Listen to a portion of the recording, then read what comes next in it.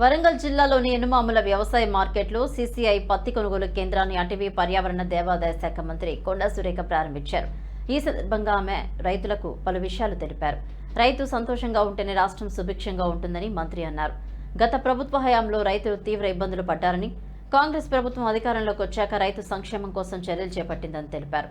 గత ప్రభుత్వం వరి వేస్తే ఉరి అని చెప్పిందని, కానీ తమ ప్రభుత్వం వరికి బోనస్ ఇచ్చిందని గుర్తు చేశారు. ఎలాంటి ఇబ్బంది లేకుండా వరి కొనుగోలు కేంద్రాలను ఏర్పాటు చేసి కొనుగోలు చేశామని పేర్కొన్నారు.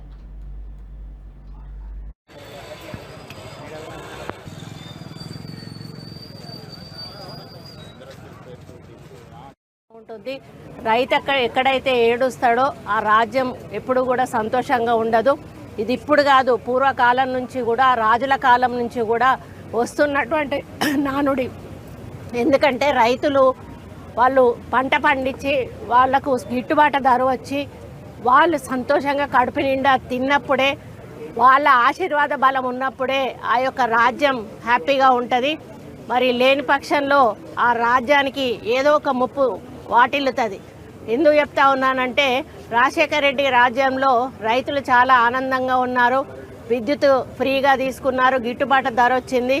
మరి విత్తనాలు, పురుగు మందులకు ఆయన ఫ్రీగా సబ్సిడీ మీద అందివ్వడం జరిగింది. మరి అన్ని రకాలుగా రైతులను ఆ రోజు రుణమాఫీ చేయడము, ఇటువంటివన్నీ చేసి ఆదుకున్నారు.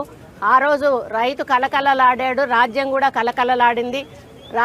పోయిన 10 సంవత్సరాలు కూడా ప్రభుత్వం రైతును పట్టించుకోకపోవడం వలన మరి వరి పెడితే ఉరి అనేటువంటి ఒక మాట చెప్పి రైతులను వరి వేయడానికి కూడా భయపడే పరిస్థితికి తీసుకొచ్చి రైతులు వరి వేయకుండా మరి లాస్ట్ టైము గవర్నమెంట్లో ఎంత నష్టపోయారో మనందరికీ కూడా తెలుసు.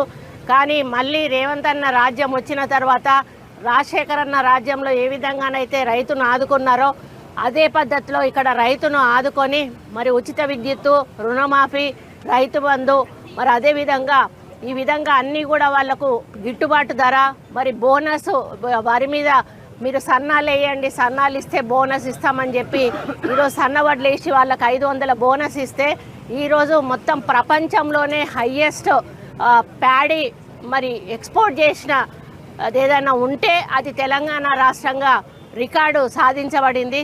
అదే పద్ధతిలో ఈ సీసీఐ విషయంలో కూడా, కాటన్ ప్రొక్యూర్ విషయంలో కూడా ఇప్పుడే మన రవీందర్ అన్న చెప్పినట్టుగా మరి అన్ని చోట్ల ఒక ఎత్తు అయితే మన తెలంగాణ దానికి సమానంగా ఈరోజు మనం ప్రొడక్షన్ ఇవ్వడం జరిగింది. అదేవిధంగా